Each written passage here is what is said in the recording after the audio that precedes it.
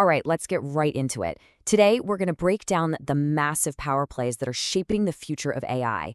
And I mean everything, from what's happening in Hollywood behind the scenes all the way to these insane billion-dollar hardware deals. It's a lot, so let's dive in. At the heart of all this is one big question. What is AI, really? Is it a creator, a disruptor, or is it a thief? The truth is, it's kind of all three, and that's what makes this so complicated. As you're about to see, the answer isn't simple, and the stakes, well, they couldn't be higher.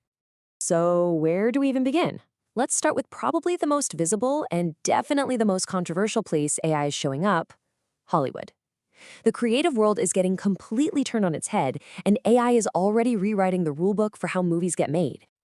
And I mean, the scale of this disruption, it's just staggering. Take a look at this. OpenAI is actually backing an animated movie called Critters. A normal animated film that takes, 3, 4 years, sometimes more. They're aiming to do it in just 9 months. And the budget? A tiny fraction of what a big studio would normally spend. That's a game changer. Now, this isn't about AI just, pushing a button and a movie comes out. It's more of a hybrid approach. So you have human artists who create the initial sketches, that first creative spark. Then OpenAI's models, including the next-gen GPT-5, take those sketches and just rapidly accelerate the whole animation process. You still have human actors doing the voices, bringing the characters to life. The real goal here is to prove that AI can be a legitimate partner in creation, a powerful co-creator. But AI's role in Hollywood is fascinating because it's not just about creating brand new things. It's also being used to bring back what we thought was lost forever. I mean, take Orson Welles' The Magnificent Ambersons. This was his big follow-up to Citizen Kane, and the studio they butchered it. They cut a huge chunk out, and Welles himself said the film was ruined. Well, this is where it gets really cool. A startup is now using its AI model to try and digitally recreate those 43 lost minutes. And get this, their only guide is a bunch of old photos from the set. That's it. It's this incredible mix of high-tech AI and old-school film archaeology, trying to literally piece together a lost piece of cinema history frame by frame. Okay, so for an AI to do any of this, whether it's animating a scene or even writing a simple line of code, it has to learn first, and it learns from just mountains and mountains of data, all the stuff that's already out there. And that dependency right there has kicked off a massive, and I mean massive, legal and ethical war over who actually owns all that content. Just to give you a sense of the scale here, look at this number, $1.5 billion. That's the settlement being proposed by the AI company Anthropic. Why? Well, they were accused of training their AI models on a huge library of pirated books. If this goes through, it would be one of the biggest copyright payouts ever. And this really forces the issue of accountability, right? The Authors Guild is calling this a landmark moment. Their point is simple. AI companies can't just treat the entire internet like a free buffet.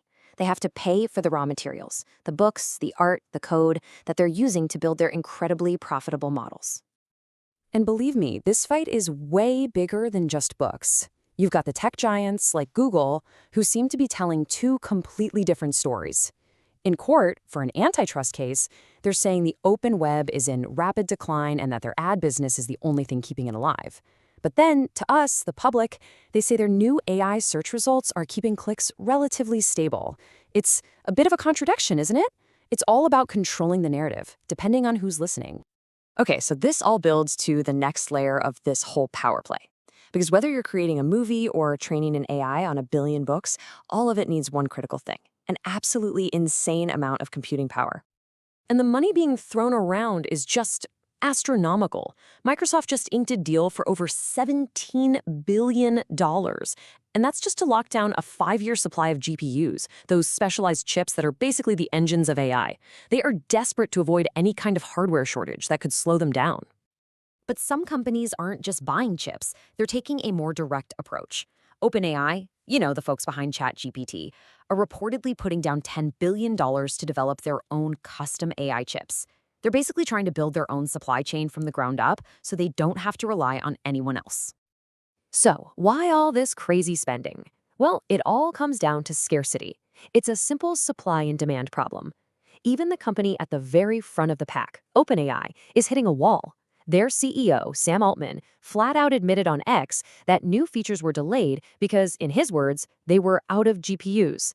This hardware shortage is the one real physical thing holding back the industry's otherwise limitless ambitions. Okay, so we've talked about Hollywood, huge legal battles, and these insane billion-dollar hardware deals. But what does any of this actually mean for you and me, for our actual lives? Well, let's zoom in on a real-world example that's actually incredibly positive. Let's talk about healthcare. So, check this out. A study from Emory University decided to test an AI voice agent for something pretty simple, monitoring patients' blood pressure at home. And the results were, well, they were dramatic. The cost just plummeted. We're talking an almost 89% cost reduction compared to having human nurses make those calls. That's huge. But here's the really important part. It wasn't just about saving money. Not at all. The AI system successfully reached 85% of the 2,000 patients in the study. And it was smart. If it detected a dangerously high blood pressure reading, it would automatically flag it and escalate the case to a real human nurse right away. So it actually boosted the quality of care people were getting. And maybe the most surprising part of this whole thing, how the patients, who were senior citizens by the way, reacted to it. You'd think people might be resistant to talking to a robot about their health, right? But nope. The average satisfaction score they gave the automated system was a 9 out of 10. That just shows people are way more open to this kind of tech-assisted care than we might have guessed. So where does all of this leave us? We've seen how AI can resurrect lost art, how it can dramatically cut healthcare costs, but also how it's kicking off these epic billion-dollar fights over data and computer chips. The power of this technology it's just undeniable, and these battles for content and for computing power are absolutely going to define the next decade. But the ultimate question, the one that really matters, is left for us to answer. What are we actually going to choose to build with it?